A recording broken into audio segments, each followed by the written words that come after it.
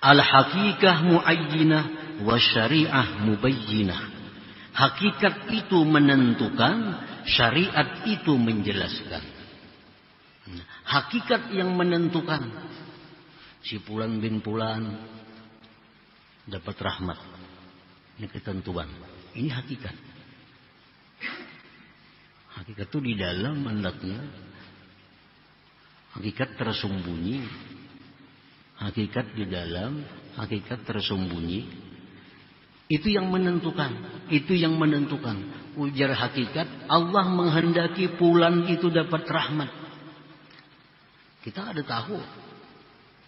Lalu kena syariat itu menjelaskan.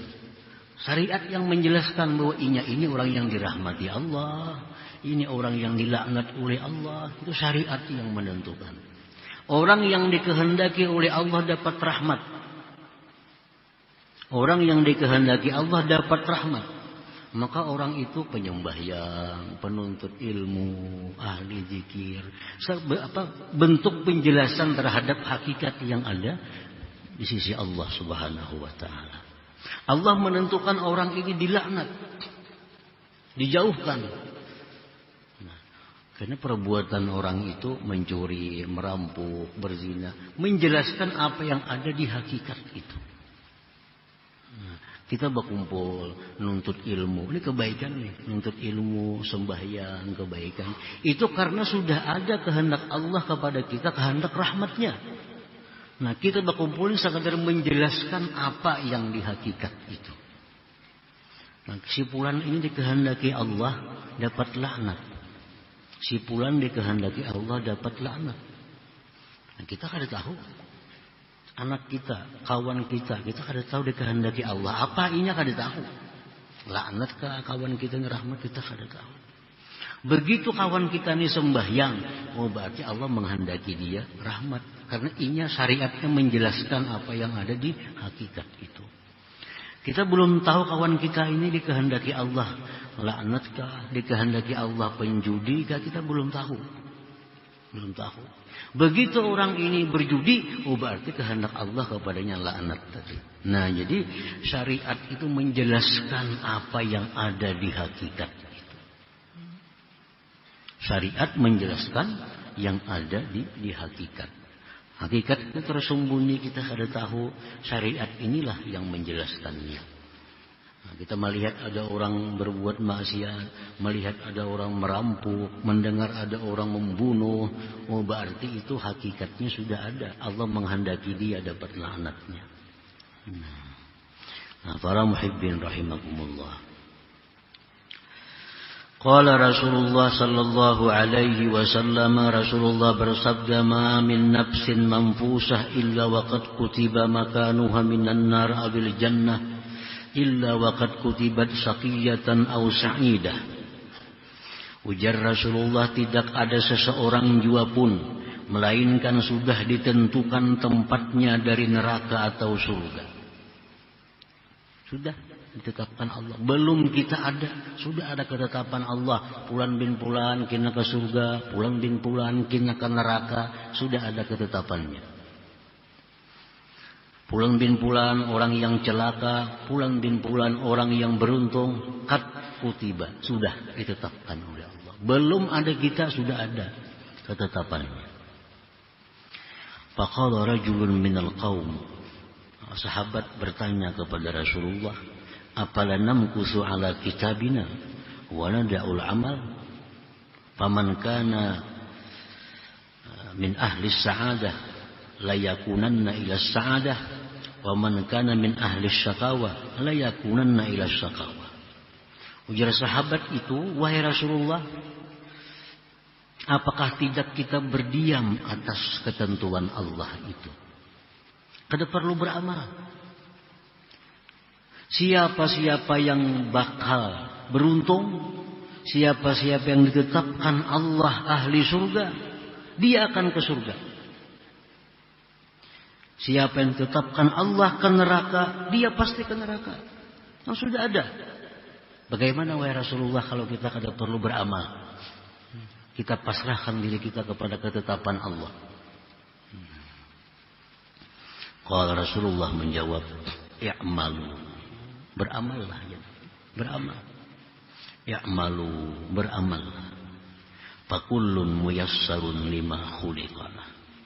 Tiap-tiap orang itu dimudahkan Allah bagi sesuatu yang diciptakan dia untuknya.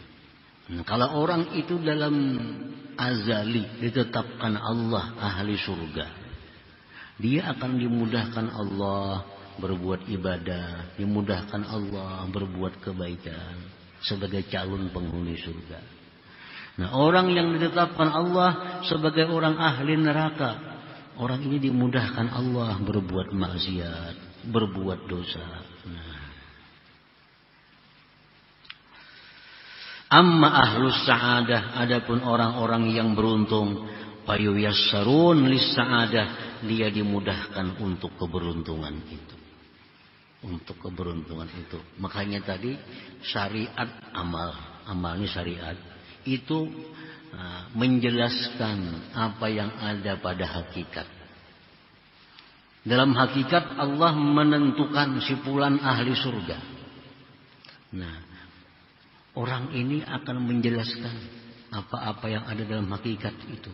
Dia sembahyang, dia beramal, dia nuntut ilmu. Itu sebenarnya penjelasan apa yang ditetapkan Allah di masa azali itu. Orang yang ditetapkan Allah ahli neraka. Lalu orang ini kelakuannya pasti kelakuan neraka. Maksiat, berbuat dosa. Nah, itu sekedar menjelaskan bahwa apa yang dia perbuat itu adalah gambaran dari hakikat yang ada di sisi Allah Subhanahu wa taala. Wa amma ahlus syaqawah, adapun orang-orang yang celaka, fayuyassarun lisyaqawah, dia dimudahkan untuk celaka itu. Nah, para muhibbin rahimakumullah. Jadi Nabi melarang meninggalkan amal. I'malu, beramallah, biar Nabi kita. Sahabat tadi hendak ada mau lagi beramal dah. Sahabat tadi hendak ada mau lagi beramal. Buat apa beramal? Sudah ada takdirnya ke surga, ya ke surga juga matinya. Takdirnya ke neraka, ya ke neraka juga. Mungkin Nabi i'malu, beramal, jangan kada beramal. Nah, tiap-tiap orang itu dimudahkan Allah untuk berbuat satu amalan yang dia dicipta untuk sesuatu itu. Kalau dia diciptakan Allah untuk surga, dia akan dimudahkan beribadah. Orang yang diciptakan Allah untuk neraka, dia akan selalu kesulitan dalam melakukan ibadah kepada Allah. Dimudahkan untuk berbuat kemaksiatan. Nah, sebagai gambaran daripada hakikat kehendak Allah Subhanahu wa ta'ala. Nah, para muhibbin rahimakumullah. Jadi tidak ada jalan bagi kita hanya memegang satu bagian. Hakikat saja dilarang. Syariat saja dilarang. Mesti kedua-duanya. Amal perbuatan kita itu syariat. Dengan syariat itulah Allah mengutus para nabi. Nabi-nabi itu diturunkan oleh Allah untuk mengajarkan syariat ini. Nah, syariat kita lakukan. Hakikat mesti kita lakukan.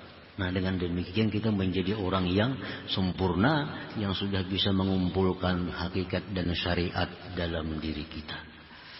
Nah, para muhibbin rahimakumullah, orang yang malas berbuat taat, malas berbuat baik, hatinya beralasan, inilah sudah kehendak Allah kepadaku. Nah, ini orang yang hanya hakikat. Itu salah. Orang yang penyembahyang, lalu dia mengatakan, aku yang sembahyang, aku yang melakukan taat. Kada ingat bahwa itu adalah kehendak Allah, daya upaya Allah. Ini pun terdinding dari Allah. Ini pun salah juga. Nah, jadi sembahyanglah, beribadahlah kepada Allah sebanyak-banyaknya, sambil kita mengingat bahwa itu adalah dikehendaki Allah dan rahmat Allah Subhanahu wa ta'ala. Nah, demikian kita selamat dari kelompok-kelompok yang sesat itu. Nah, kemudian hikmah yang ke-172.